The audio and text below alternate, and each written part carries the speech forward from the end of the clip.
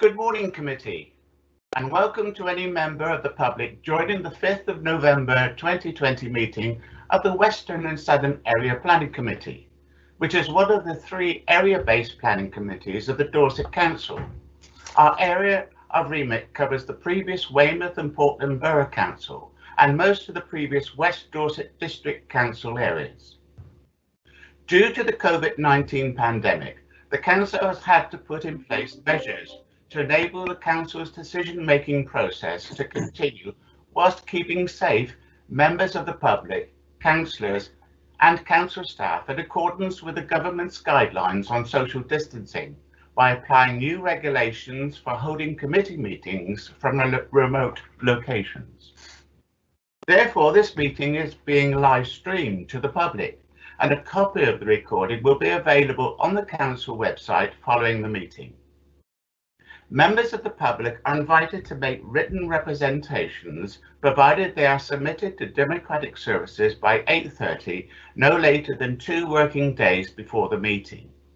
These representations will take the form of written statements of no more than 450 words with no attachments and will be read out at the committee meeting by our administration assistant. For the benefit of the public, my name is Councillor David Shortell, and I'm chairman of this area planning committee, and my vice chairman is Councillor Bill Pipe. Good morning, Bill. Good morning, David. Good morning, everybody. To introduce other members of the committee, I would like to say hello to Councillor Mike Barron. Hello, Mike. Hello, David. Councillor David Bolwell. Good morning, David.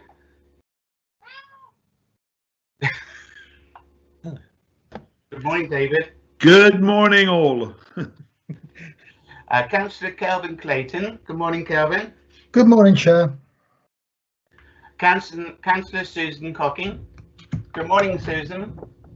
Now, I understand Susan might be arriving late in the meeting, so I will welcome her when she does arrive. Councillor Jean Dunseth. Good morning, Jean. Good morning, Chair. Councillor Nick Ireland. Good morning, Nick. Morning, Chairman. Councillor Louis O'Leary. Good morning, Louis. Good morning, Louis. Chairman, it's Denise. I believe Councillor O'Leary has tendered his apologies for today. Oh, is he? Okay. Very short notice, Chairman. There is an email pertaining to. Okay. Okay, Councillor Louis' apology. Councillor Kate Weller. Good morning, Kate. Good morning. Councillor Sarah Williams. Good morning, Sarah. Good morning, Chair. And Councillor John Worth. Good morning, John. Good morning, Chairman, and everybody else. Good. For your information, a number of officers will also be involved during the meeting, and these will be introduced at the appropriate time. We will now be following the agenda as set out in your packs. The first item on the agenda is apologies. To confirm any apologies for absence. I understand that Councillor Susan Cocking will be joining the meeting at a later time, and Councillor Louis O'Leary has given his apologies at late notice. Item 2 on the agenda, declarations of interest. Does any member have any declaration of pecuniary or other conflict of interest, bias or predetermination regarding any item on the agenda? Okay, we'll continue to item 3 on the agenda, that is the minutes. To confirm the minutes of the meeting held on the 8th of October 2020. Has all members received a copy of those minutes? I believe so, Chairman. Good, thank you. Thank you, Bill. If members are content, I will sign those minutes as a true record of what took place as soon as I can access the office. Public participation is the item 4. The committee has received a number of written representations submitted in accordance with the amended speaking protocol effective from the 20th of July 2020.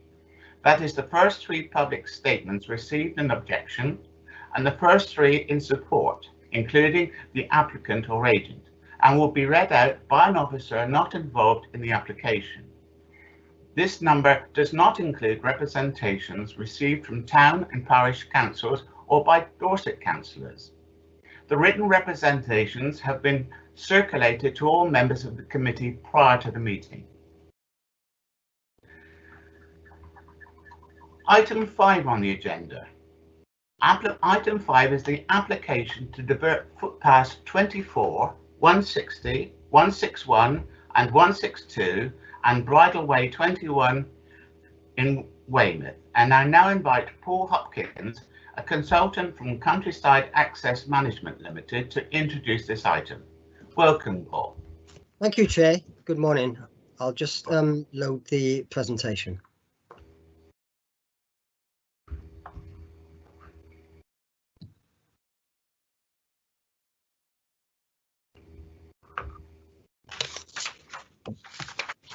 Thank you, Chair. Can everybody see the first slide there? Yes, we can. Thank you. Thank you. Thank you very much. No, I'm I afraid can't. you're not sharing your screen at the moment. No. Yeah, there's nothing there, Paul. Isn't there? Sorry, just a moment. Oh, you're right. That isn't what you were intending to show me.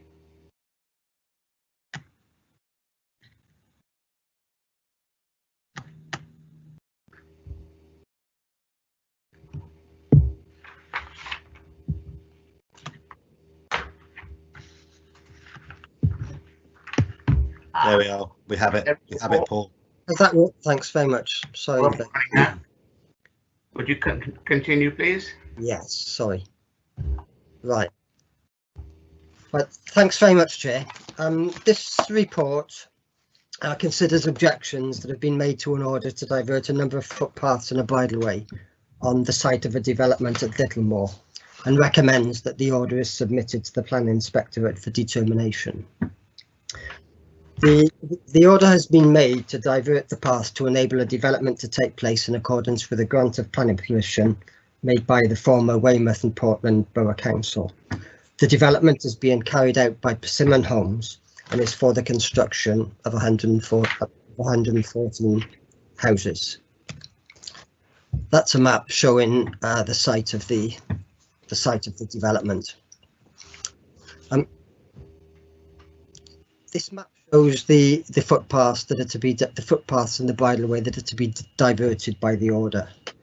At the time of the granting of planning permission, the site was crossed by just two public paths. It was crossed by Bridleway 21 and footpath 24.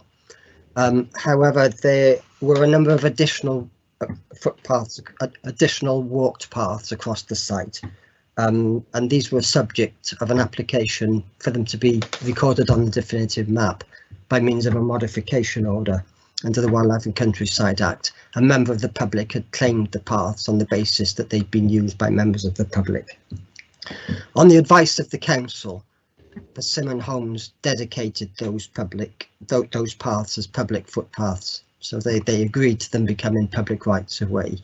And they were therefore added to the definitive map. So as a consequence, we've got 5 public rights of way through the site, and the paths need to be diverted to enable the development to take place. So consequently, the diversion was made on the 26th of June 2020, and notice of the order was advertised in the Dorset Echo and posted on the site of the path to be diverted. The notice provided for an opportunity for members of the public to make objections and representations to the order by the 4th of August. In response to this notice, 6 objections were received from members of the public. 1 was subsequently withdrawn, but we've still got 5 objections outstanding. So I'll run through some photographs of the site and then I'll discuss the objections. So this is a photograph that shows the whole of the site. You can see several faint lines there that show some of the paths being walked. So this is the site that's now being developed. This shows the route of footpath 24 before work started on the site. It's looking from Louviers Road across the field. This shows the route of footpath 160. You can just see the walk line across the field there. This is footpath 161. Again, you can just see the line that people have walked. This is footpath 160.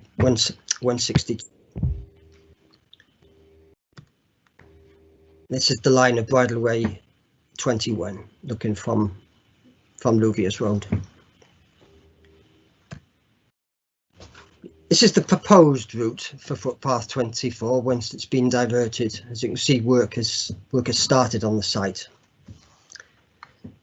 So that's looking from Louviers Road, showing where footpath 24 will run. That shows footpath 24 from the other end of the site, looking from the field. This shows the proposed route of footpath 160, which will run within the field to the south of the development. So that will be one of the paths that runs through an area of open space rather than through the site.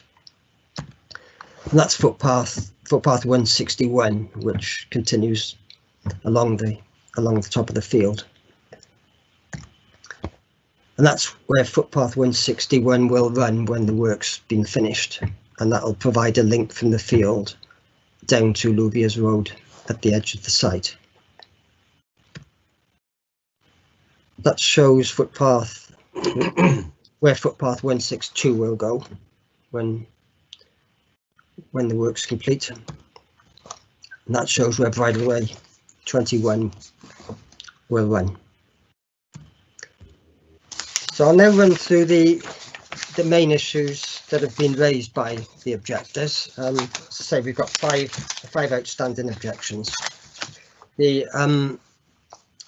first issue that's been raised, the first concern that's been raised, is that objectors have said that the proposed path will run on footways within the estate rather than on grass as they do at present. They're through a field. They were through a field, and now they're going to be mostly through a development. The officer comment on that is that planning permission has been granted for a development that's taken place on a greenfield site. So it's inevitable that there's going to be a change in character to parts of the path to be diverted within the development. The proposed alternative routes for footpaths 160 and 161 will run through an open space to the south of the built-up area, as you saw from the photograph. So our comment on that is that planning permission has been granted. This is not an opportunity to revisit that grant of planning permission. The development would take place even if the footpaths were to remain on their existing lines. So that the diversion order has to be considered in the context of the development that's got planning permission. The other issue that has been raised by objectors is concerns for dog fouling on the proposed paths. Persimmon Homes have agreed to provide dog bins and signs on the site to help to mitigate that. There's going to be a management committee set up once the development has been completed to manage the site, and that will part of their duties will be to maintain and empty the dog bins and so on. The other several objectors refer to high fences, what they consider to be high fences that will be next to the proposed paths. That isn't actually the case. The fencing adjacent to the paths will be low fences. The fences around the gardens of the dwellings are taller, but they are set back from the routes.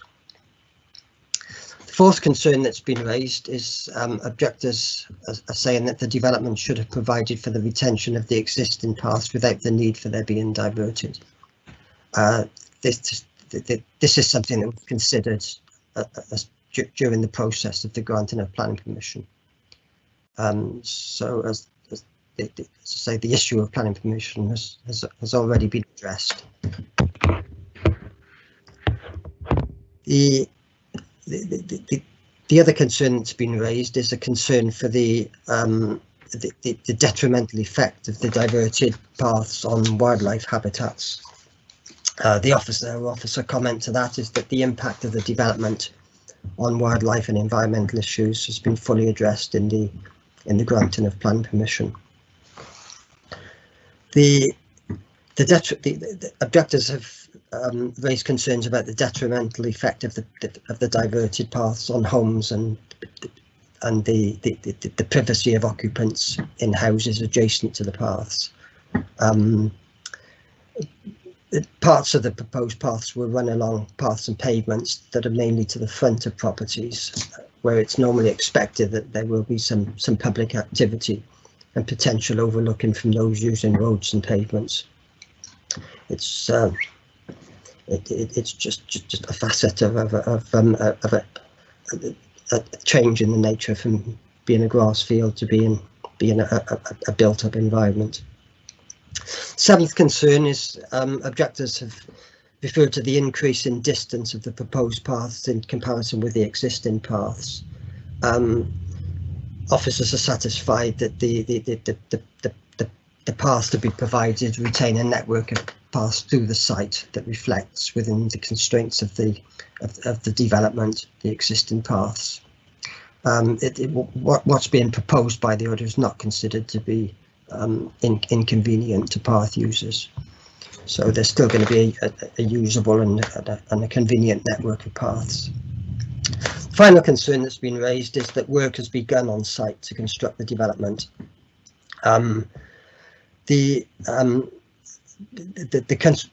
Persimmon's construction programme has taken into account the existing rights of way, and they've sought advice from a barrister, and they've been advised that the development is not substantially complete, which means that the diversion order can still proceed.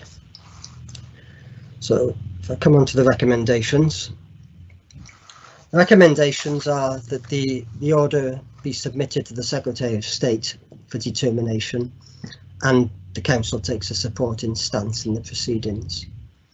The reasons for the recommendations are, as there have been objections to the order, Dorset Council cannot confirm it itself, but may submit it to the Secretary of State for an inspector to be appointed to consider confirmation. And the representations received to the order oppose the diversion of the paths. The Council has accepted the application and agrees with the proposed effect of the diversion order.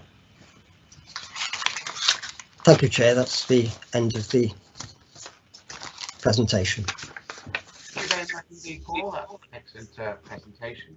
I now invite Alison Sharp to read out the written representations submitted by the public. Welcome, Alison. Thank you. Ian Beach. I would like to express the feelings and thoughts of myself and others. Footpath 162 is nearly the same, no objection. Footpath 160, I think the footpaths either side are adequate and not too different from the original footpath, no objection. Footpath 161 is the major concern, being moved and using the estate's roadway footpaths, running alongside the highest point of the water holding area at less than a metre distance. One apparent reason the original had to be moved was that it would be too close if left in place, and possibly dangerous. It would be at least the same distance away and at a much lower level, and thereby safer if left alone. It would only mean affecting two houses which are on the original route of the footpath, and no impact on the local wildlife, and also leaving a safe, undisturbed corridor for movement of them and the existing reptiles, and a safe, not crossing roads or using pavements for the public and dogs. Otherwise, they would be using the estate's roadways and pavement, as this is the so-called relocation of footpath 161. Why do the developers not use the existing route GHIJ leading to K? They can't surely say it's too late. This could have been thought of by them rather than people like me looking at it, or blame the council they made us have it in the corner. It would be a safe route to the countryside and only affect 2 properties, or even at worst, as it's now built, use the pavement from U, P to Q and on to existing 161 joining at Q1. It worries us that they have already built some of the new footpaths and put tarmac on them before any consultation or decision is made, and seems like we will do what we want as it's going to happen. This would leave residents happier from disturbance and confrontation over dogs and mess on frontage, reduce accident risk and reduce the intrusion on the wildlife. There have been sightings of reptiles back in this area and reported to the council, now in the hands of Enforcement Officer Mr. Neil Dackham. It seems there is no respect for residents, Dorset Council planning or the locals. Some work has already gone ahead on footpaths with no regard to planning, more like we are doing what we want, not Dorset planning. Chairman, would you like me to continue to the applicant agent? Yes, please, Alison. Would you continue? Thank you. Greg Allison, Persimmon Homes. Please accept this email as a deputation submitted on behalf of Persimmon Homes in respect of the above item. Firstly, I would like to extend my gratitude to the Council's Democratic Services team and members for putting in the arrangements for this meeting to take place. I would also like to take this opportunity to commend the Public Rights of Way consultant and your officers for the positive and proactive way in which they have dealt with this sensitive application. It is, of course, regrettable that we find ourselves in this position. Throughout the planning process, Persimmon Homes has taken all steps to deal with rights of way crossing this site in accordance with the proper procedures and legislation. The rights of way were fully taken into account in the layout of the site, and due regard has been had for the relevant legislation in the process of diverting them through the site. It is acknowledged, however, that the Council has no other option but to submit the application to the Secretary of State, given the extant objections. With regard to the merits of the application, the assessment of officers in the committee report is accurate and robust in light of the material considerations. The recommendation to support the diversion is, therefore, welcomed, and I trust you will share this view. By way of clarification, I would like to confirm that a QC opinion has been sought as to the question whether the diversion can be made under the TCPA. The conclusion is that it is plain beyond doubt that the development is not substantially complete. This, I hope, deals with this query and gives confidence that the current approach is correct. Turning now to the completion of the scheme, which I suspect will be of interest to members. Please be assured that allowances have been made in the build programme to deal with this eventuality, and the 26 dwellings that are affected by the diversion are not to be constructed until such time as the diversion has obtained the necessary approvals. As a result of the uncertain timescales involved, however, I am not in a position to confirm when or how the site will be completed, but all evidence suggests there likely will now be a delay between the construction periods.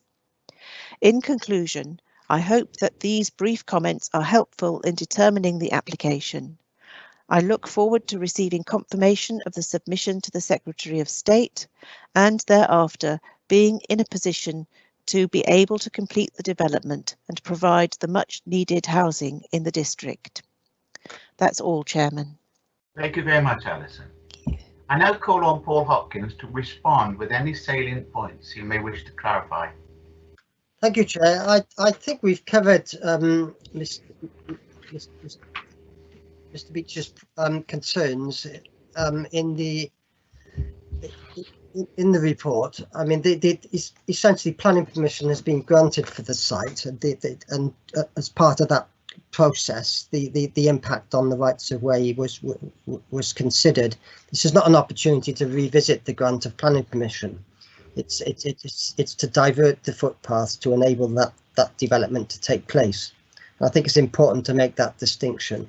What we're looking at here is the diversion of the footpaths, and what's being proposed is we're satisfied is the best that can be done within the context of that grant of planning permission.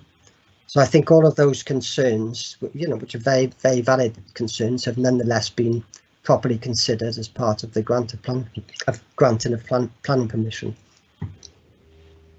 Thank you, Paul. That explains that. Are there any points to be raised by Highways or any relevant councillor officer? None from me, Chair. Colin Graham, Dorset County Council, Highways. Thank you, Colin. Thank you. Are there any questions of a technical nature for the consultant or Highways? No RTS as yet, Chairman. Okay, thank you. I take that back. We have Councillor Nick Ireland, who got me on the bell. Sorry. Okay, Nick, go ahead, Nick. I'm just concerned about the bridleway. So it's also going to run through the housing estate. So obviously a bridleway is shared use for cycling, for example. And there's no pictures of what it looks like. I guess it probably hasn't been built yet. I'm just concerned that there might be some sort of conflict between pedestrians who, given that part of it's going to be a tarmac service and look like a footpath, might come into conflict with cyclists, and maybe then we need to have signs showing its shared use, etc. That was my main concern. Oh, thank you, Nick. That's a very interesting question. I'll hand that back to Paul just for a response. Yes, certainly we could, we could put some, we could arrange with Persimmon for some signs to be put up, warning signs to be put up, explaining that the path is shared use. It's not, I mean, the cyclists don't like to use public bridleways, and it's not. It's far from unusual for this sort of arrangement to exist. So yes, there will be potential for conflict, but this is something that is acceptable within the diversion of rights of way to enable development to take place. But yeah, sorry, I wasn't saying it shouldn't be. There's a cycle path near the Trumpet Major in Dorchester, for example. There, the Sandringham Sports Centre, which runs through to the school. I don't know if that's a bridleway, but it's essentially a tarmac path that runs through the housing estate there. And every time the path starts or stops, there's a blue sign saying, warning cyclist. Or so it's obviously you're not going to get run over by a bike. Yeah, I mean, certainly we can consider that and go discuss it with Persimmon and what sort of signs would be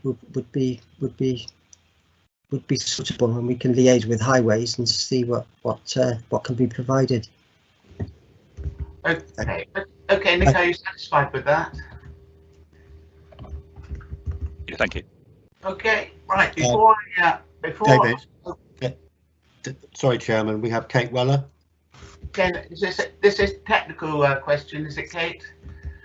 Yes, it follows on from what Councillor Ireland was saying. Really, the first thing is on one part of the agenda it's listed as Bridleway 24, and then we're actually talking about Bridle 21.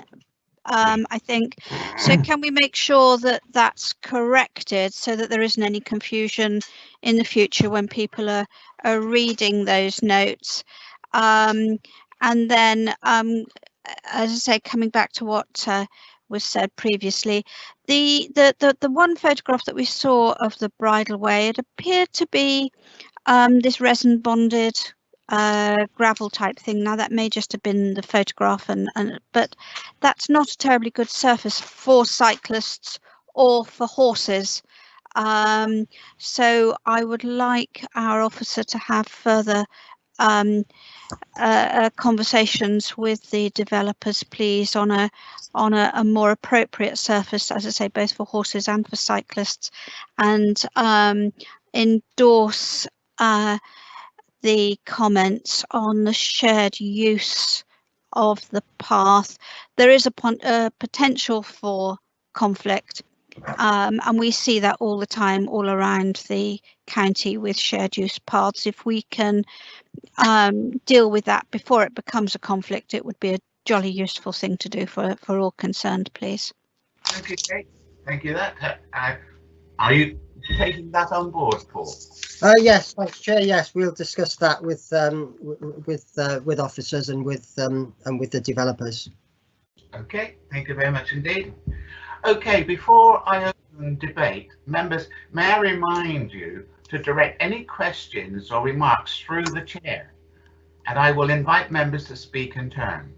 Request to speak needs to be made via the virtual chat facility. Can I also remind members that the chat facility is for the smooth running of the meeting and must not be used for discussion on the merits of an application. Please keep microphones on mute when not speaking to preserve audio quality. I now open the debate to members. Okay, anyone wishing to speak? I have a few comments, Chairman. Councillor Bill Pipe, Vice Chairman. Okay, go ahead. The location of and diverting of the footpaths and the bridleway were taken into account and given due consideration before the granting of planning permission, and the council has accepted the planning application and agrees with the proposed effects of the diversion order. So what we must consider here today is whether it is necessary to divert the paths to enable the development work to be carried out, bearing in mind that planning permission has already been granted. So it seems to me that in the granting of planning permission, so therefore the paths must be diverted. Is there any comment to the contrary on what I've just said? Right. Anyway, Chairman. I'll ask Paul if he wishes to respond to that. I know that.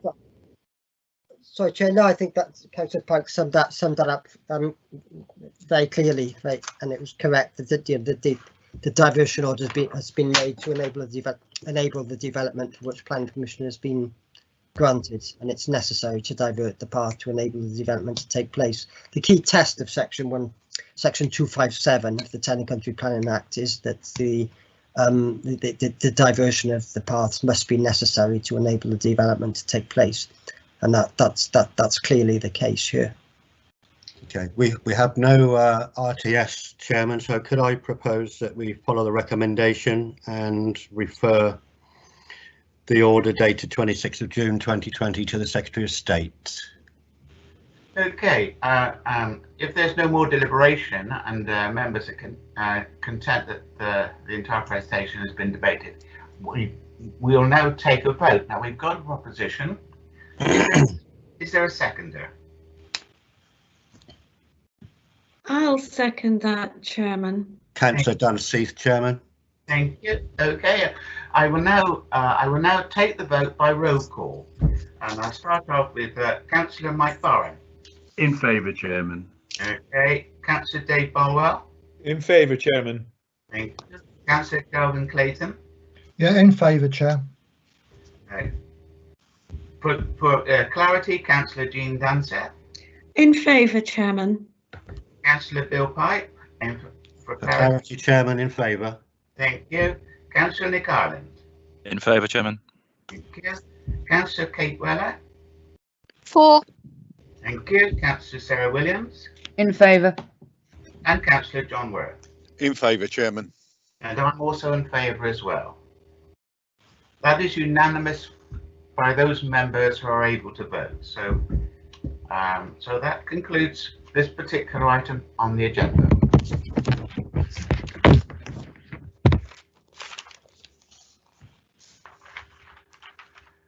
Right. Members, we have 2 planning applications before us today for consideration.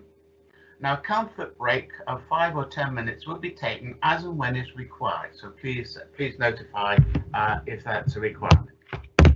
Okay, we go on to item 5 on the agenda, planning applications, and we start off with item 5A, and that is WP 20000136 FUL, which is 375 Dorchester Road, Weymouth, and that is for the demolition of an existing dwelling and erection of 6 in number dwellings with associated landscaping and parking. So just for clarity, Chairman, just for clarity, this application is 6A on the agenda, not 5A. Oh yes, so you're quite right. Let me adjust my notes. Sorry to interrupt you in mid. That's okay. So I'm glad you've corrected me. Yeah, that's the downfall of cut and paste, isn't it? It's item 6A. I now invite Joe Riley, the case officer, to introduce this item. Thank you, Chairman, and thank you. And you can hear me and you can see my screen. Yes. Yep. Yes, we can. Yes. And you can see my laser pointer. We Right. can indeed. Brilliant. Thank you. Right. So we're looking at.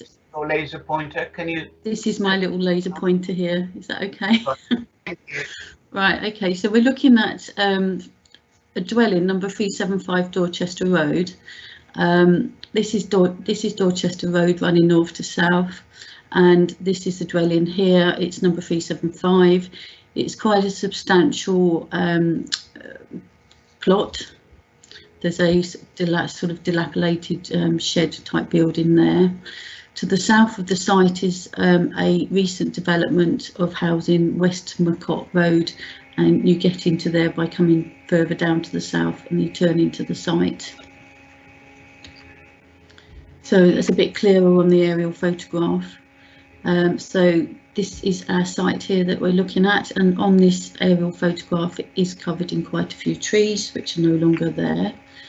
The property isn't in a conservation area and there were no TPOs on the site, so they didn't require consent to remove those trees.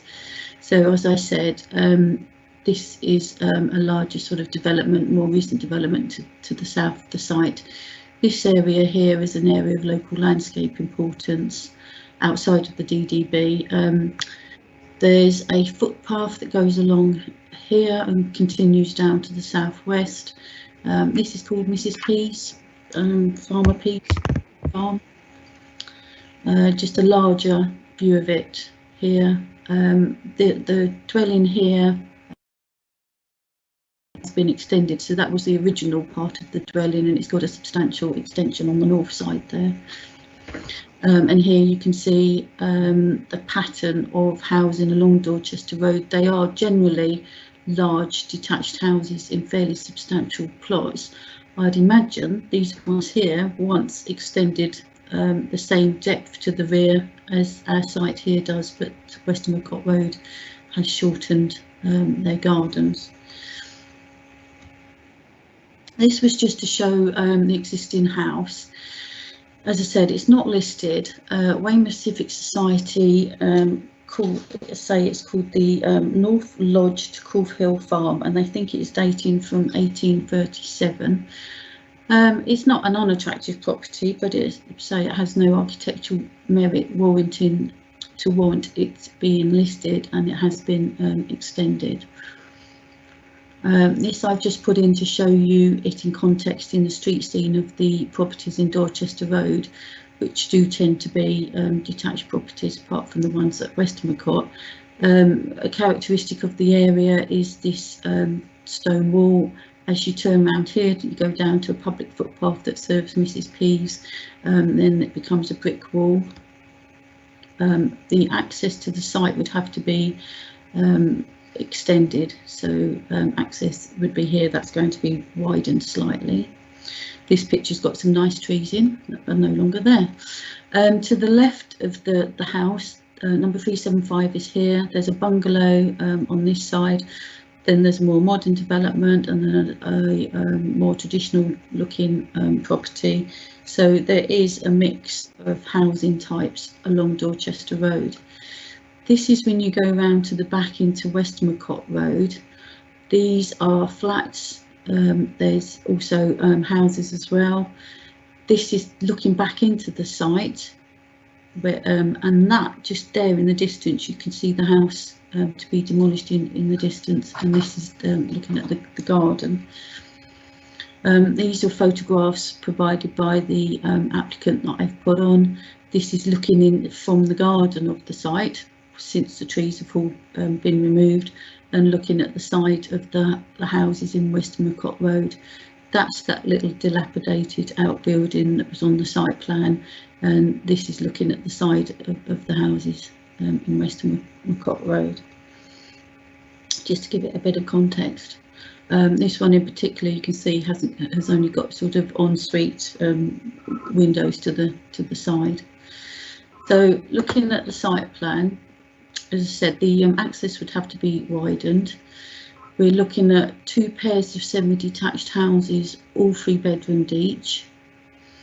You come in and you have got, that's a visitor car parking space, 2 more parking there, 2 there, 2 spaces there, 2 parking, 2 parking.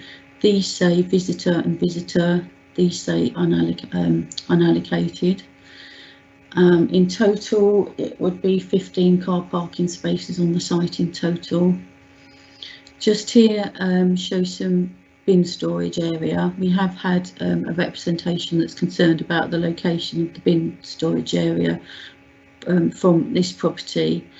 I don't believe that would be a permanent bin storage area. I think that would just be where people take their bins for collection day. So plots 1 and plot 2. Plot 1, the entrance front door is here, and I'll show you that on the elevation. This is plot 1. So this is the dwelling that you would see actually from Dorchester Road. So in all extent and purposes, to me that looks like a single dwelling. Then you go around the side, and that's the entrance to plot 2. So that bit there is that little bit at the side, the little porch there.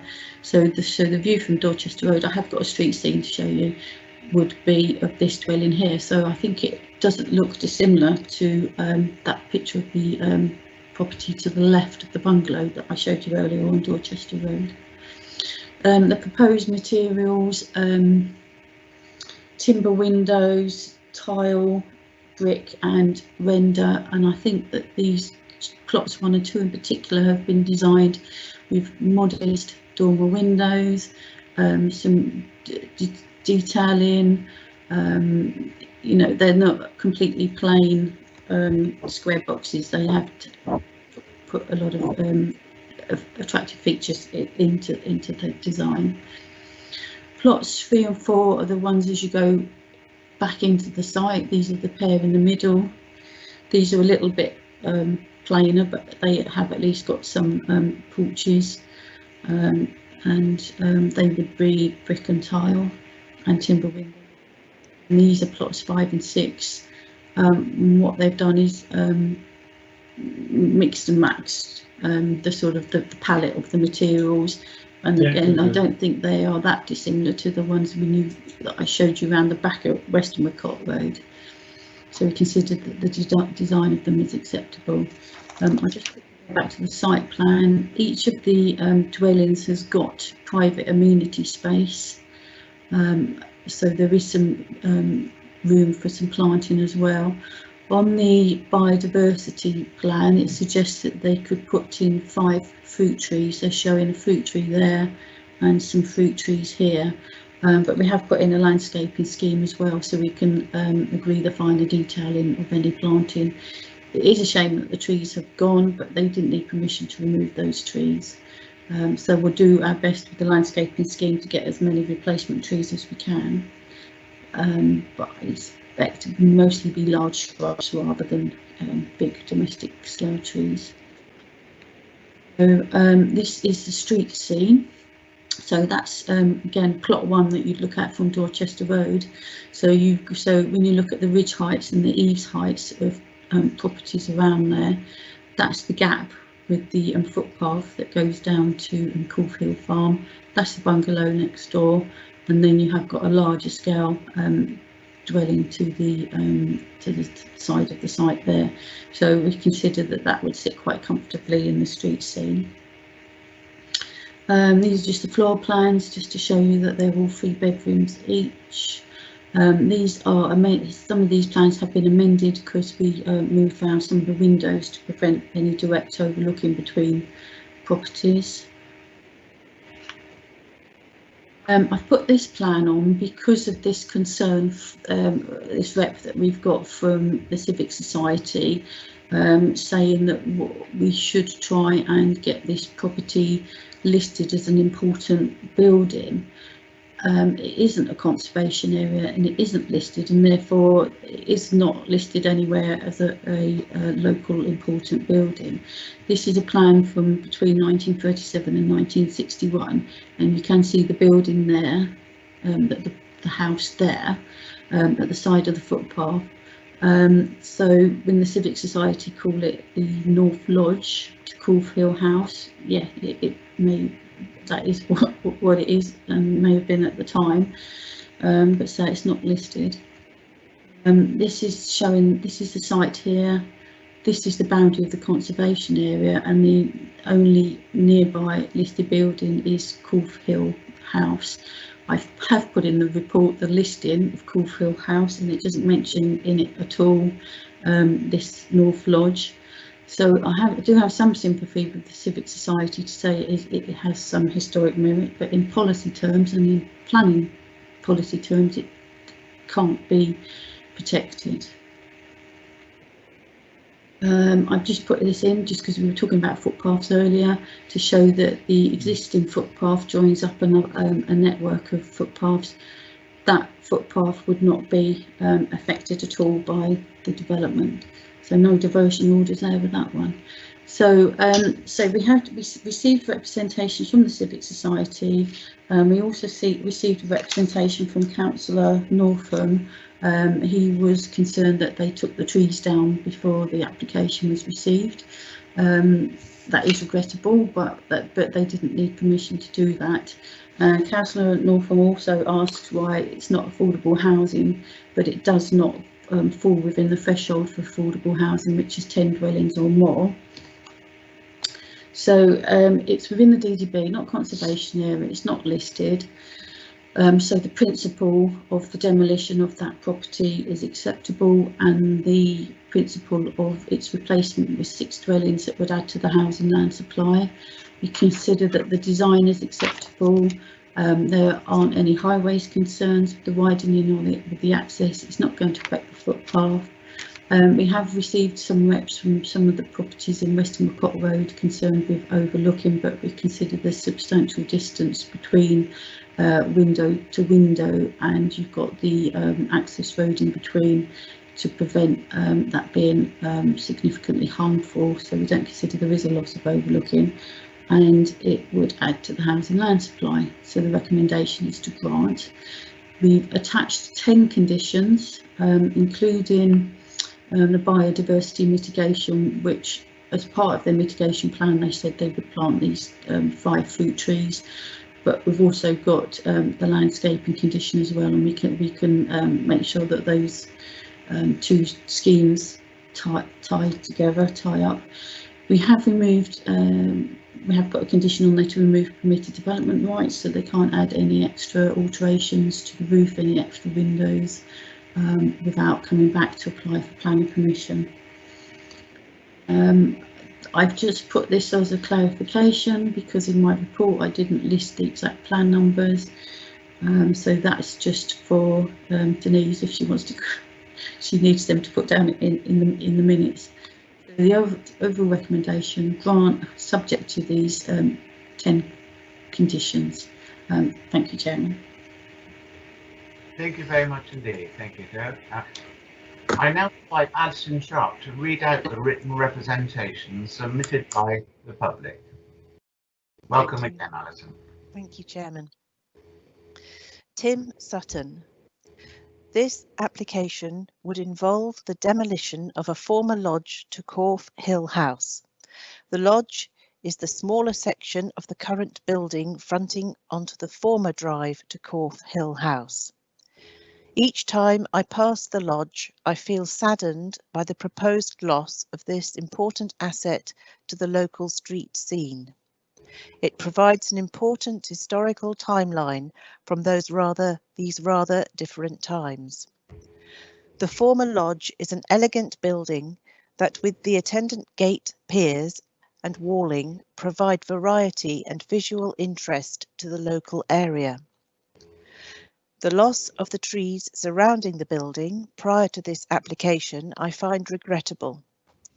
The density of any proposed development to this site should be in accordance with neighbouring Dorchester Road properties.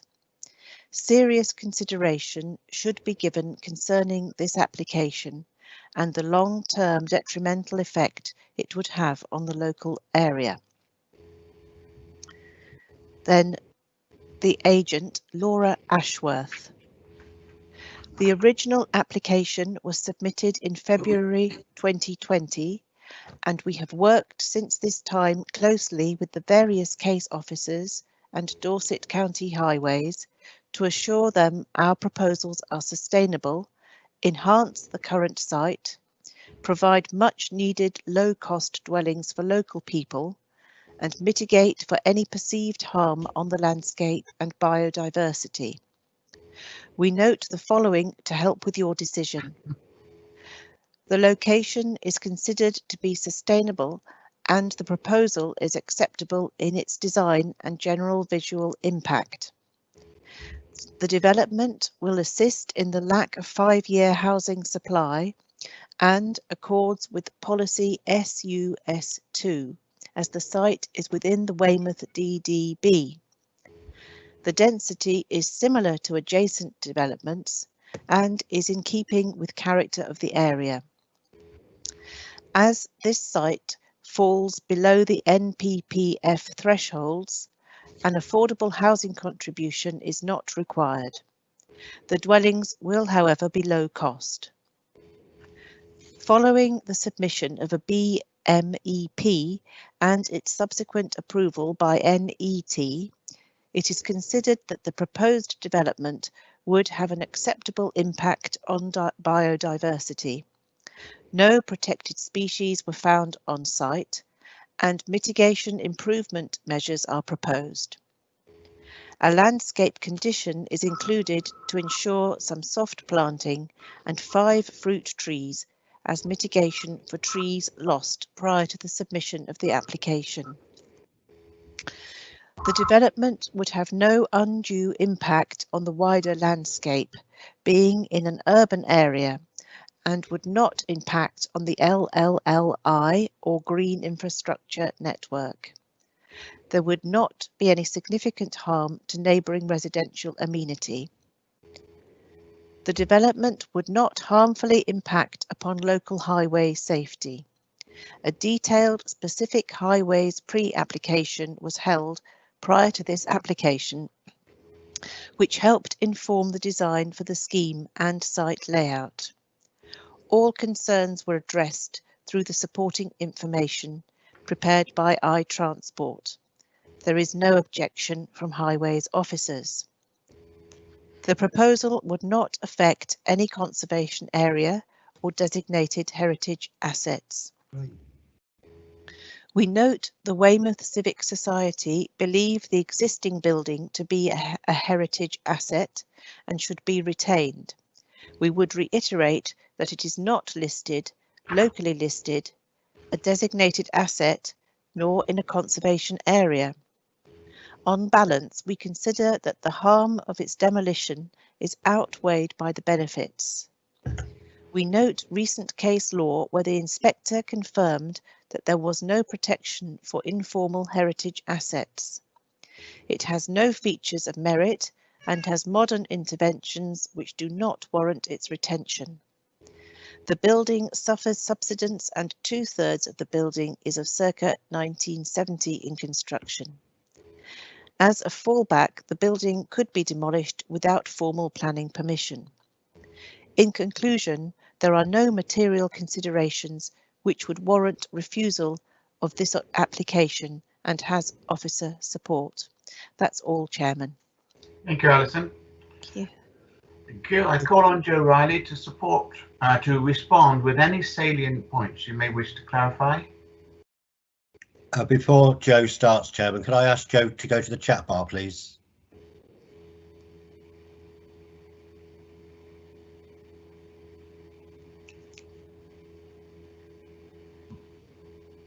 Are you there, Joe?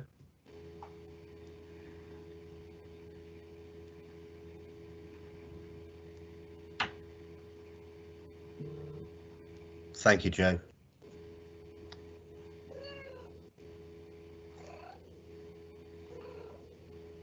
Can you clarify what's happening, Bill?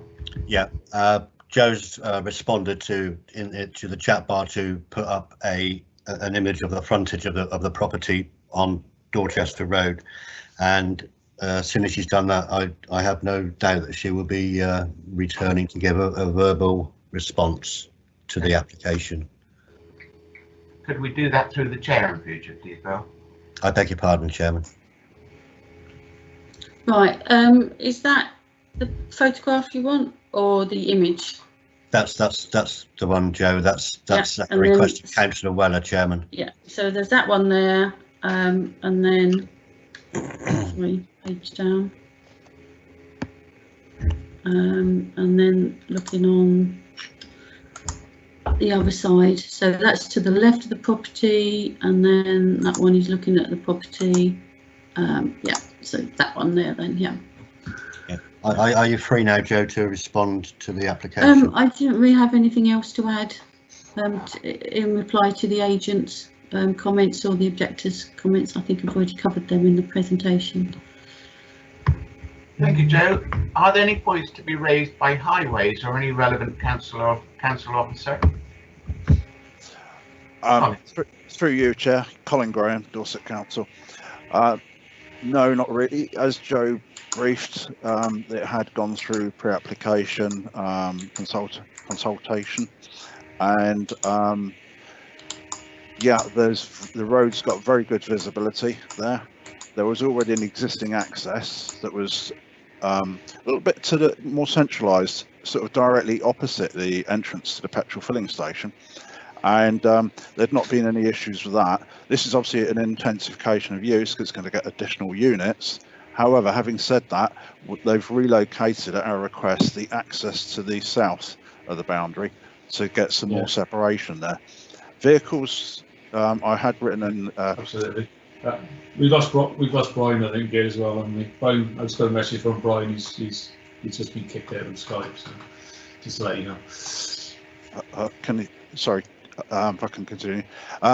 Yeah, I'd seen and heard some comments about concerns for turning into the development, doing a right turn, left turn obviously not being a problem. Turning right, I sort of initially made the same mistake of thinking you'd need to be in the centre of the right of the road where the right turn lane is for the petrol filling station, as indeed is showing on our screens now. You don't need to, as was pointed out at consultation. Sorry, we had a meeting at work about it. I was told no, the vehicle coming south could stay in its own lane and turn right across the right turn lane. That's perfectly legitimate. So also there'd only be about 3 movements in a peak hour for 6 houses. You normally work on half a trip per unit, and I think it's acceptable to estimate that only about a third of those, one movement, would be coming in from the north, because the preferred route is down the Relief Road. If you're coming from the north, it's actually come down the Weymouth Relief Road, to Manor Roundabout, and then come up north to this site.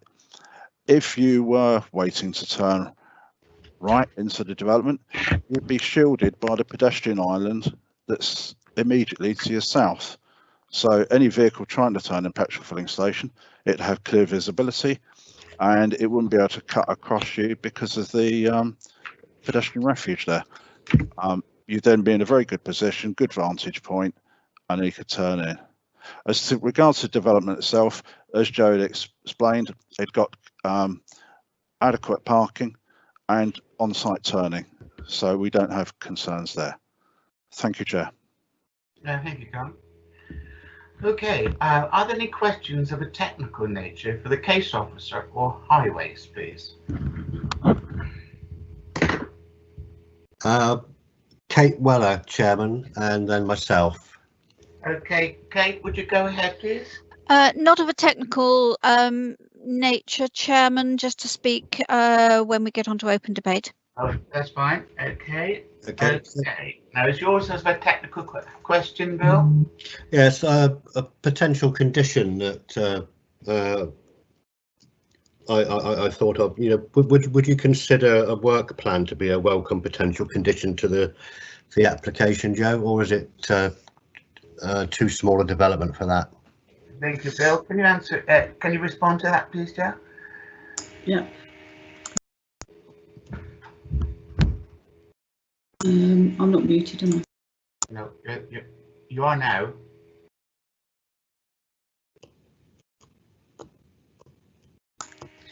Right, I'm not muted. Right.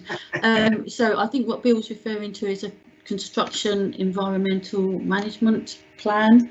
Yes, and yeah. we can suggest in that all sorts of details. We can put in hours of construction. We can put in details about how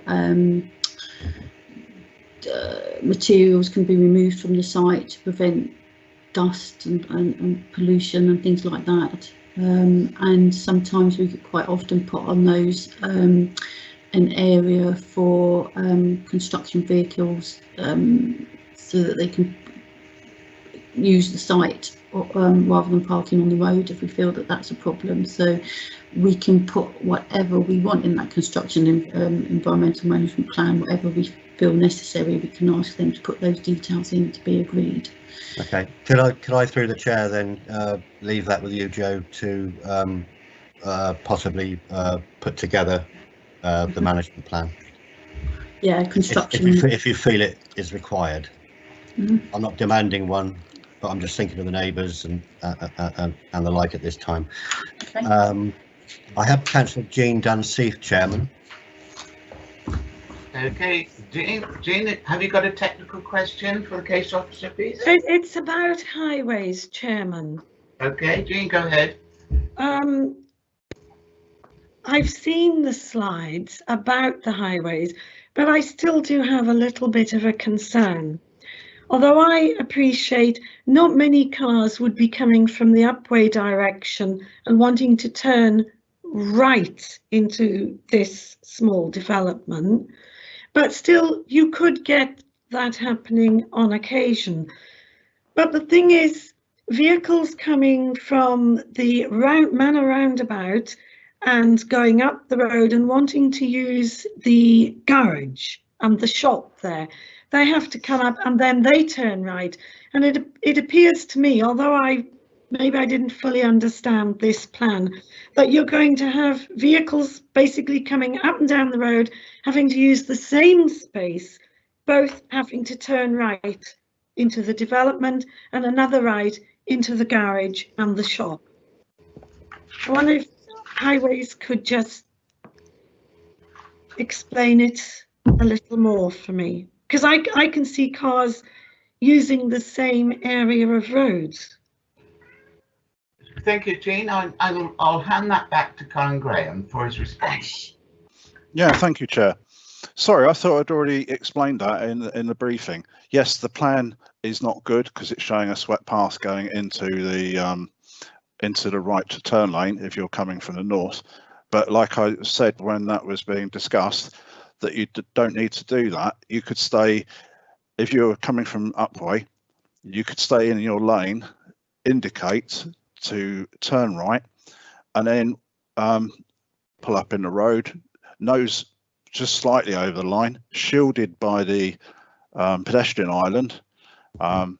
If you were to look at street view, you can quite clearly see there's a dead zone of the right turn lane into the petrol filling station. that cars just don't enter into. So you'd be quite safe just to visually give a clue that you're turning right more than your indicator of the actual position of the car. And then you can safely wait there. Anything behind you, anything in the right turn lane for the petrol filling station can perform its manoeuvre and get out of your way. Indeed, you'd need to do that because they'd have right of way.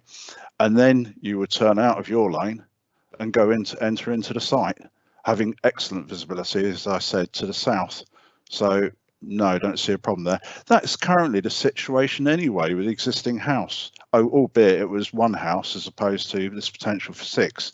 But I say there'd be no incidents because of that. Thank you. Thank you, Jean. Thank you, Chairman.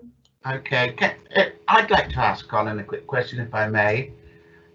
Would it be a good idea to remove the direction arrow directing traffic on Slakeborough Sweetgreen to the right, and perhaps have a dividing line whereby traffic can clearly identify which lane it represents, which turning right, if you know what I mean? I had thought, sorry, Chair, I had thought about that, but I think it would be if the lane was, if the right turn lane for the house was longer, then you could do that. But there's not sufficient room, I believe, to fit that in. I think that could be more confusing. So I think it's, you know, if you drive along, and I think the right turn arrow in the middle of the road perhaps should be, if it's not, it should be freshened up to emphasize it. But when you come down a road and you're waiting to turn, you know, you're deciding you're going to turn right, the lane that you're potentially looking at driving into, it's got a right turn arrow facing you for going to the petrol filling station. You'd know not to go there. You'd know to stay in your lane and take care. I think a driver, experienced driver, well, any driver, would naturally take advantage of, I was indicating, of the refuge. The fact it's like a shield, you know, it's a blocking device, and I think you'd take benefit of that and start to position yourself slightly across the lane marking there. It indicates, yeah, it visually shows your intention of what you're going to do in a safe manner. Thank you, Chair.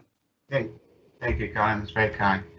Do we have any further questions of a technical nature for the highways or the case officer, please? No further RTS, Chairman, with the exception of Kate Weller, who has a general question once we get on to debate.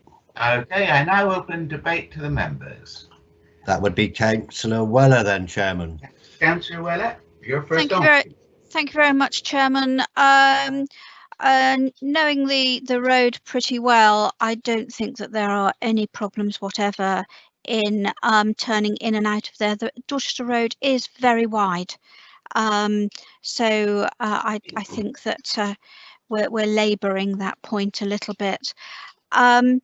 The reason I asked for the photograph to go up was one of the objectors mentioned his feelings as he drove past the beautiful wall and the brick piers and so on, and I wanted to remind myself of that.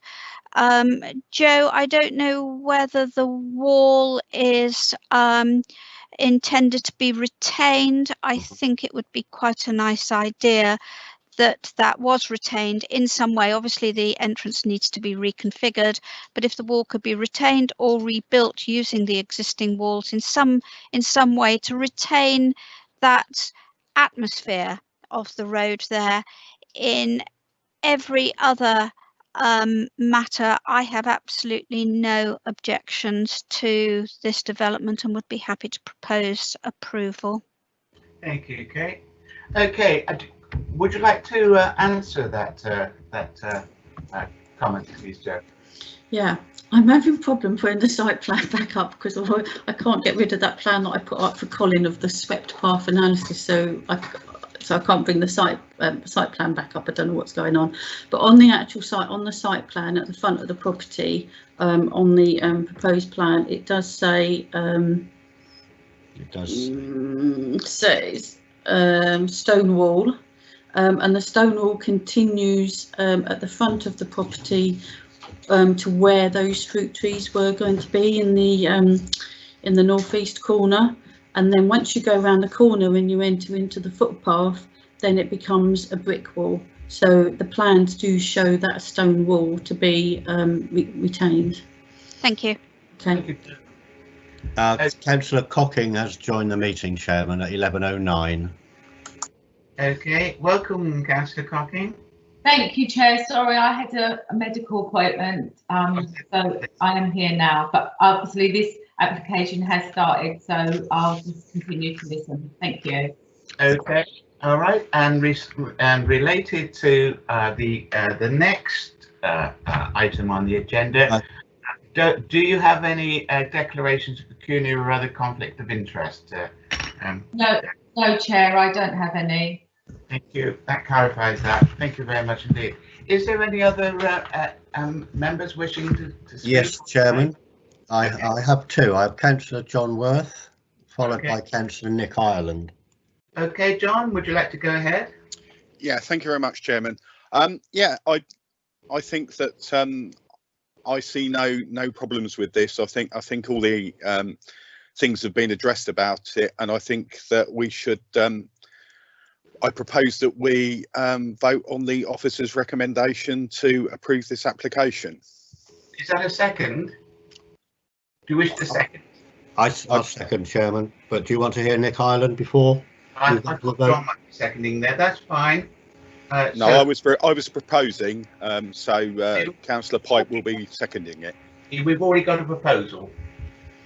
Can I just make a point that we've got to add that extra condition? That you should be voting on the recommendation with an additional condition for the construction management plan. Oh, right. Okay. Yes, Chair. Sorry, Yeah. Chair, it's Anne Collins here. Can I just clarify? If you wanted to add that condition in, we just need to be clear why we're adding it in. Is it for residential amenity? And perhaps Colin could confirm if there would be any highway reason for having construction environmental management plan. Otherwise, maybe it's just purely for residential purposes. And if members wanted to add that condition, I think we'd need to amend the recommendation to delegate authority to head of planning to grant, subject to conditions, including a construction environmental management plan condition to be drafted in conjunction with yourself as the chair, because obviously we haven't got an exact wording before you today, so officers will need to go away and do that, and we will then share that with you before any decision was issued, Chair. Thank you for that, Anne. That's very kind. Okay, through the chair then, Chairman, it is a proposal that I'd like considered for the inclusion of a construction and management plan to facilitate the better experience that might otherwise be experienced by neighbouring properties. Thank you, Bill. That's an amendment to the actual application, so I'll need a seconder. I'll second that, Chairman. Councillor John Worth. Thank you, John. Okay, all right, right. I'm going to take a vote on roll call for the amendment to the application. Okay, so we're going to go through on roll call. Councillor Mike. Excuse me, Chairman, I had a request to speak, please. Oh, I beg your pardon. I do beg your pardon, Nick. I do remember that. In fact, you expressed a willing to speak. So would you go ahead? Yeah, it's more of a comment. I guess I could suggest in a moment, but I just think it's sad that we've got a scheme which actually has enough parking, which is a change from the usual applications we see. Yet there's no provision for electric car charging in the application at all. And you know, the Financial Times pointed out last month that 15% of vehicles sold next year are likely to be electric or plug-in hybrid, and that's going to increase. And there's at least 7 car parking spaces on that site where you couldn't put a charger in. Most of the ones next to the houses you could, retrospectively, but the others you can't. And I just think nobody's going to bother with them because it's be too expensive. So maybe we should be putting the infrastructure in, at least that there's, you know, the power is there if necessary. That's just a comment. So. That's a comment rather than a proposal to include that as a condition. Is that right? Well, I'd like to include it as a condition, but Chair, sorry, it's Anne. Sorry, Councillor Ryan, is Anne Collins here. We can put that on as a condition. Again, we can include it in the delegation of authority, and use our kind of standard wording that we've put before you, that prior to development above dam-proof course level, they submit a scheme for the incorporation of charging points for rechargeable and ultra-low emission cars within the development, and then carry out in accordance with those details. So if Councillor Ryan would like us to do that, there is justification through the MPPF and the paragraphs in there. So that is something we can do for you, Chair. Thank you. I'd be very happy with that. We have our climate declaration of an ecological emergency, and we should be doing this every time. Okay, I think we need a seconder for that, won't we? Well, I think we have Councillor Sarah Williams. I've seconded. Yeah, I second that. Sure. Okay, Sarah. Okay, that because the reason there was a proposal of a seconder for 2 amendments to the actual application. Is that right, Anne? Yes, Chair. Yes. So we'd be delegating authority to the head of planning to grant subject to conditions, including constructive environmental management plan in the interest of residential amenity, and a scheme to include the provision of car charging points. And those conditions would be drafted in conjunction with the Chair. Okay. Is that both proposers happy with that that wording? Yes, Chairman. Happy, Chairman. Thank you. All right. In that case, I'll do this by roll call. Can I start off then with Councillor Mike Byrne, please? Yeah, in favour, Chairman, of the. Thank you, Mike. Okay, Councillor David Bolwell. Also in favour, Chairman. Thank you. Councillor Kelvin Clayton. Yeah, in favour, Chair. Okay. Councillor Jean Dunseth. In favour, Chair. Thank you. Councillor Bill Pike. For clarity. For, Chairman. Thank you. Councillor Nick Ireland for clarity. For, Chairman. Thank you. Councillor Kate Weller for clarity. For. Councillor Sarah Williams for clarity. For, Chair. And likewise, Councillor John Worth for clarity. For, Chairman. And I'm in favour of that as well. So that's unanimous for the amendment of the application. Okay, so that's now gone for delegated powers. Is that correct, sir? Anne? Yes, it is, Chair. Yes.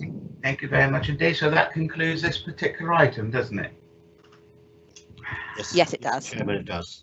Yeah, thank you very much indeed. Brilliant. Okay, right, members, that's on to the next item, which is item 6B on the agenda, and that is WD 20001700 OBL, and that's land to the north and west of Cock Road Lane, Bannister, and that's for the discharge of planning obligation on Section 52 agreement dated the 10th of March 1989, and relates to the original planning approval under 1W88458. I now invite Bob Burden, the case officer, to introduce this item. Thank you, Chairman. Good morning, Bob. Thank you. Right. Okay, the site is shown to you here, and this is on the west side of Beminster. The location plan, as you can see, it's a bit of an old plan, but that's because it stems from an application submitted in 1988 and approved in 1989, so quite some time ago. We're on the west side of the town of Beminster, and this is the Broad Windsor Road, just running off here, and Clipper Tees is just to the south of the site here. And Clipper Tees former sites are also within the industrial estate here, off to the east of Cock Road Lane, this little lane running up here. I'll just show you a more up-to-date plan that's just helpful to give you a bit of context. So the site is basically in this area here, that area there. And the words industrial estate don't relate to this site. That's a reference to the industrial buildings over here off Cock Road Lane. And Clipper Tees sites, they have had buildings on this site and this site. Those now have effectively full planning permission for residential on those two sites, for residential housing on those two sites. With Clipper Tees, the factory having restructured on the south side of Broad Windsor Road here.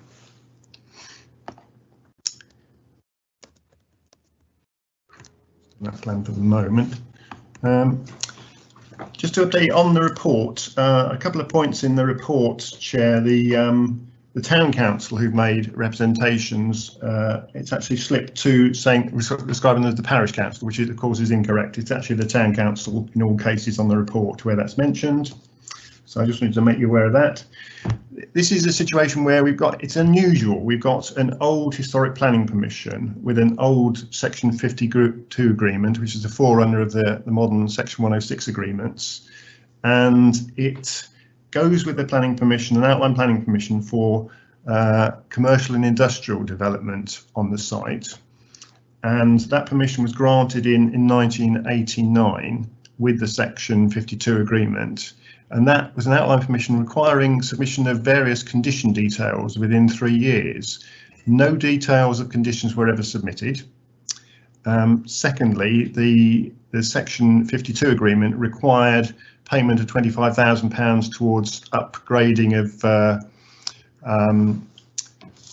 sewerage infrastructure on the west of the side of the town, and also an attenuation or tank basin for surface water storage on the site. Similarly, we have no evidence of any payment or any details submitted on that. So because there were no details submitted within the 3-year period of the permission from 1989, that means the permission has now lapsed.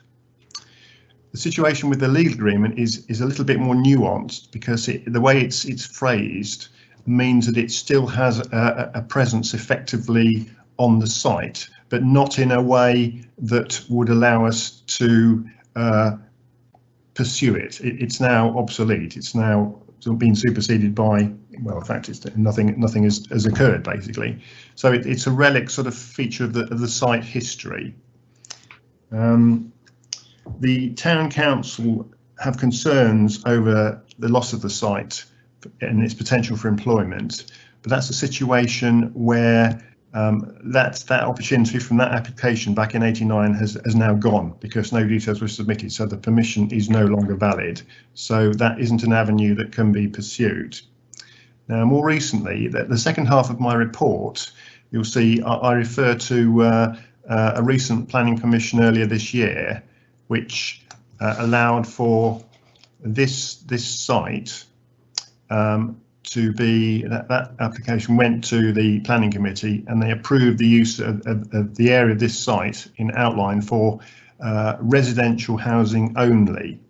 The issue of employment and its potential on the site under adopted policy being one was explored, but it's been the case that as referred to in my report, that the case for this particular site being more suitable for employment was being eroded by the fact that we've removed the employment uses from the Clipper Tees sites here. So it didn't have the same merit in planning terms to put employment there. And also, you'll gather from the report, there's information from the Senior Economic Development Officer that indicated that employment use was unlikely to be viable in any event on the site. So you have the situation where you have an old 52 agreement which no longer serves a useful purpose on the planning history of the site, and you also have the situation whereby the principle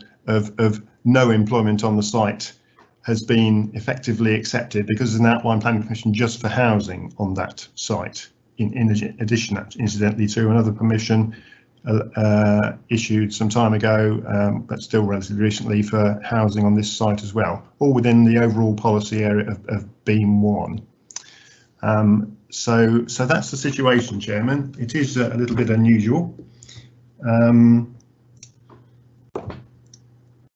But the application, the request that's made by the applicant for revoking that agreement, it's a reasonable request. The Section 52 can't be interpreted as applying to the future development of the site. I mean, what I mean is it it should not be a barrier to the development of the site, but it's something that would, as I put in my report, would lead to various queries and inquiries coming forward, which the council would have to deal with, explaining what the situation was historically. So in summary, basically, as per my recommendation, as I said, there's no legal or planning ground for retaining this 52 agreement, which left in place could hamper or prevent redevelopment for housing and lead to unnecessary administrative costs for the council.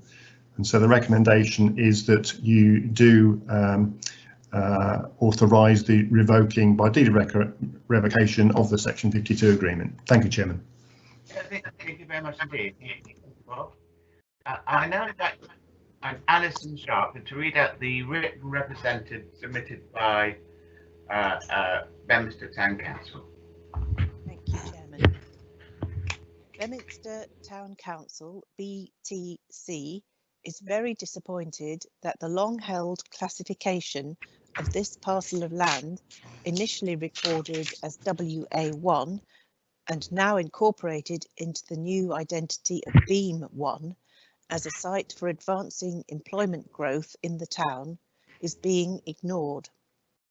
The Section 52 agreement of the 10th of March 1989 recognised the need for employment land, and the extant WDDC local plan acknowledged this need by including live-work business accommodation in its policies.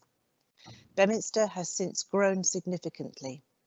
The continuing influx of the newly retired has done nothing to redress the demographic balance that is necessary to maintain a thriving, living, working town. BTC believes that it has allowed a fair proportion of new homes that is acceptable for a small town, but accommodating 300 houses without improved infrastructure or employment opportunities is unsustainable. While we accept the demand for housing is real and growing, it would be irresponsible to ignore the need for an holistic assessment that encompasses Bedminster as a whole. The planning officer claims that the circumstances around Beam 1 have changed. However, the requirement for employment land alongside existing businesses still exists, and the investment by Clipper Tees to consolidate its activities to the south of Broad Windsor Road released a hectare of business land that should be translated into Beam 1. We strongly object to new proposals from the emerging local plan strategy being a reason to remove the employment requirement explicitly referred to for the Beam 1 site. The policies in the existing local plan, adopted 2015, still apply.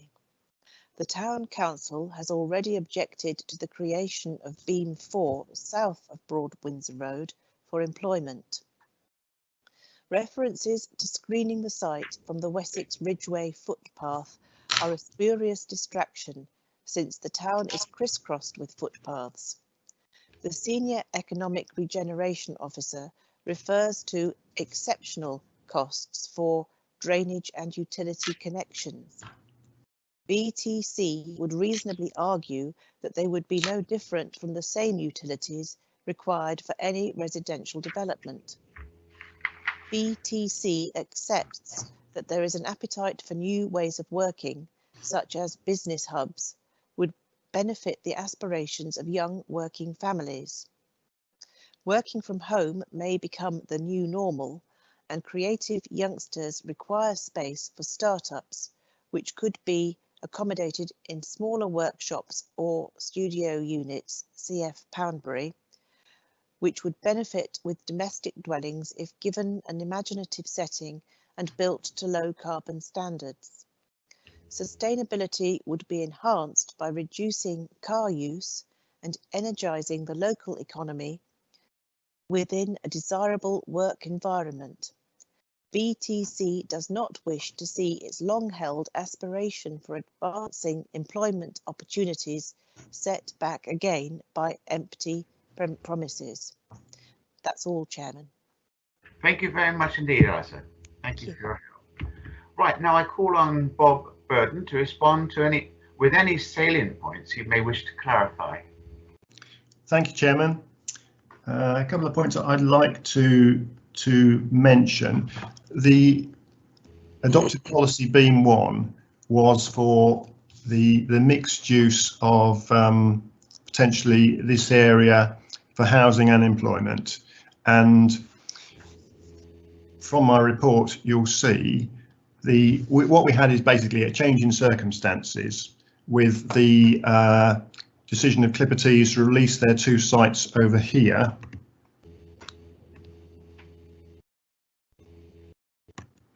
to release those from employment to housing, which weakened the case for putting employment on this site. I've also mentioned the issue of viability, and in viability terms, economic development isn't so effective in terms of generating viability as housing, in my experience.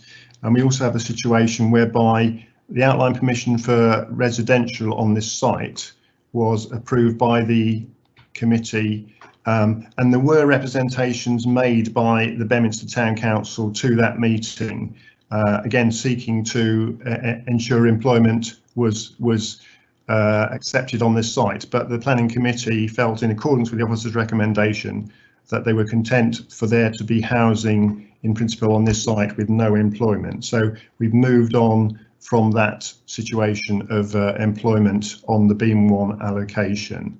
So that's where we are. I fully understand the Town Council's concern about securing more employment in the town to reflect the fact that we're approving more housing in the town. But the Section 52 agreement in this case is not something where that can happen anyway, because the permission has lapsed, so it can't be used. So there's therefore no basis for retaining that. But I have made the point, as the Town Council will be aware, that with the local plan review, it is the ideal opportunity now to engage with the local plan review over the emerging new Dorset local plan to help influence where sites in or around the town can be considered for allocation for allocations which include employment. I know they're less keen on the site over here to the south, a suggested allocation being forward, as they put in their letter, they're less keen about that.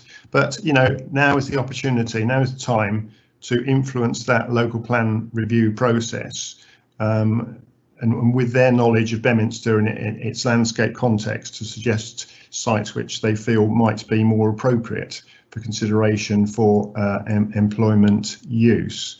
And their ideas about advocating small workshops or studio units sounds like an interesting idea that should be explored, but that's for something really for the local plan review. We can't use this application to influence that process for the reasons I've outlined, and hence the recommendation that the agreement should be revoked by deed of revocation stands, Chairman. Thank you. Thank you, Rob. That clarifies that. Are there any questions of a technical nature for the case officer? No RTS at the moment, Chairman, but for information, Councillor Kate Weller left the meeting at 11:30 this morning. I have a question for Bob. In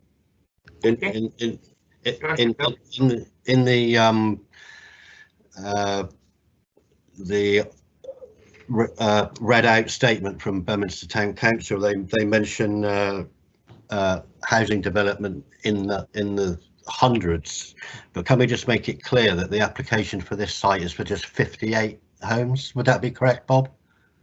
Through you, Chair, the application that's approved on this site is for up to 58 houses. There's also an application approved for the adjacent remaining part of the Beam 1 allocation, as I'm showing you here, for up to 100 houses. There are also already approved with effectively detailed permission on the 2 Clippertee sites over on the edge of the estate here for a further 38 houses. So I think it's mainly reflecting those sort of provisions. That's the housing numbers in this particular area, just to help you with that, Chairman. Okay, thank you, Bob. But just for clarity, on that particular site, it's 58. Yeah, up to 58. Yes, correct. Thank you, Chairman. Yeah. No RTS, Chairman. No other questions of a technical nature?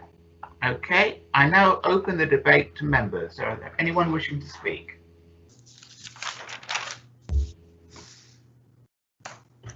No one wishing to speak? Anyone wishing to propose?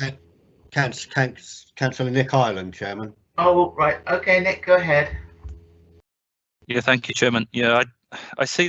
Basically, we're looking at a decision that was made back in January 2019 by obviously West Dorset District Council Planning Authority. Then I've done it to see what the issue is. You know, we're just going over old ground. It's been approved for outline planning permission, and you know the existence of this old condition is makes it irrelevant.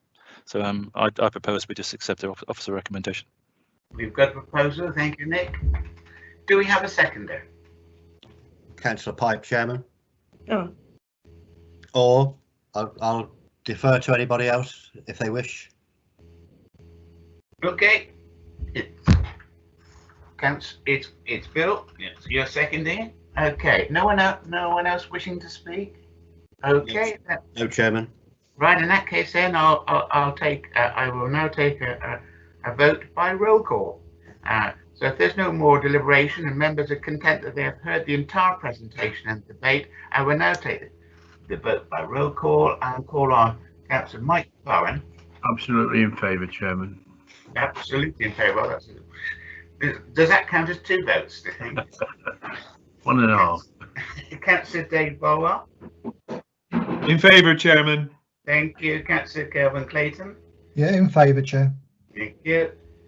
Councillor Susan Cocking. In favour, Chair. Thank you. Councillor Jean Dunseth. In favour, Chair. Thank you. Councillor Bill Pike for clarity. 4. Thank you. Councillor Nick Ireland for clarity. 4. Thank you. Councillor Sarah Williams. 4, Chair. Thank you. Councillor John Worth. 4, Chairman. And I'm also in favour as well, so that's unanimous of those present. Okay, that concludes item 6B on the agenda. I will now take item 7 on the agenda, and that's appeals decisions. Members, I direct your attention to notified appeals and appeal decisions, particularly with regards to material considerations and how it will impact on future deliberation. I think it's important that, in fact, we keep on appeals exactly in order to guide us for further meetings. Item 8 on the agenda is for urgent items, and I have no prior notification of any items of business which is considered to be urgent pursuant to section 100B 4B of the Local Government Act 1972. So there is nothing on that. Right, members, thank you very much for your indulgence, and I now close the meeting. Thank you, Chairman. Thank you, everybody, for attending. Thank you, officers.